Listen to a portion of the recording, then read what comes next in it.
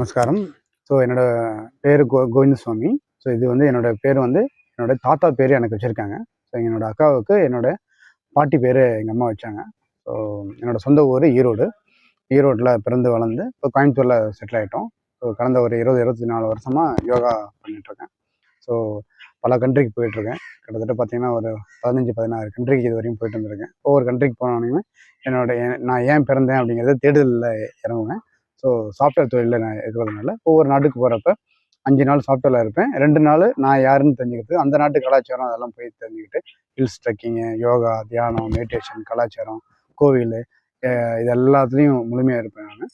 So இப்போ கணேஷ் சுவாமிஜிக்கு பணியாற்ற பண்ணுறதுக்காக வாலண்டியரிங் பண்ணிகிட்ருக்கேன். ஸோ அப்போ தான் மாதாஜி வந்தாங்க. ஸோ மாதாஜி பார்த்தது எனக்கு ரொம்ப சந்தோஷம். ஸோ இப்போ நான் என்னை பற்றி கேட்டேன். ஸோ அப்போ என்னை பற்றி சொன்னாங்க. இந்த மாதிரி கோவிந்தசாமிங்கிற பேரில் இருக்கிறதுனால நீங்கள் உங்களுடைய செயல்கள் இப்படி இருக்கும், நீங்கள் இயல்பாகவே இப்படிலாம் இருப்பீங்க. ஸோ இதிலெல்லாம் இதாக இருந்துக்கணும், கொஞ்சம் ஜாக்கிரதையாக இருந்துக்கணும், இந்த விஷயத்தில் எப்படி இருக்கணும்.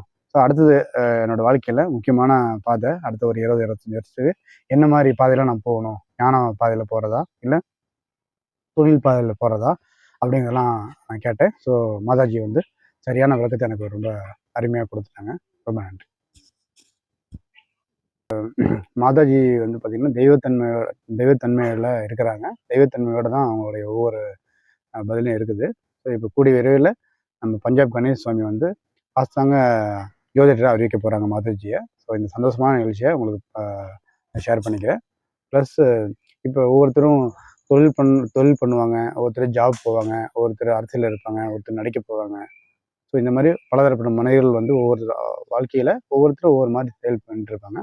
ஆனால் வாழ்க்கை முடிஞ்சதுக்கு அப்புறம் தான் 60 வயசு 70 வயசுலாம் தெரியும் அவங்க இந்த தொழிலில் இருந்துடக்கூடாது, இல்லை இந்த ஜாப்ல இருந்துடக்கூடாது, அவங்களுக்கு என்ன செய்யணுங்கிறது தெரியாமல் அவங்க ரொம்ப வருஷமாக ஒரு 40-50 வருஷமாக வாழ்க்கையில் வந்து இருந்திருப்பாங்க. ஆனால் 60-70 வயசுல தான் தெரியும், இறக்கிறதுக்கு முன்னாடி சில நாள் தெரியும். ஸோ கொஞ்சம் முன்னாலேயே மாதாஜி கிட்ட வந்து நீங்கள் கேட்டிங்கன்னா ரொம்ப யூஸ்ஃபுல்லாக இருக்கும். உங்களுக்கு எதிர்காலத்தில் என்ன மாதிரி தொழில் பண்ணணும், என்ன மாதிரி மார்க்கத்துக்கு போகணும், பக்தி மார்க்கமா, ஞான மார்க்கமா, பிஸ்னஸ் மார்க்கமா, எதுனாலும் நீங்கள் முன்னாலே வந்து கேட்டுக்கலாம். தேங்க்யூ.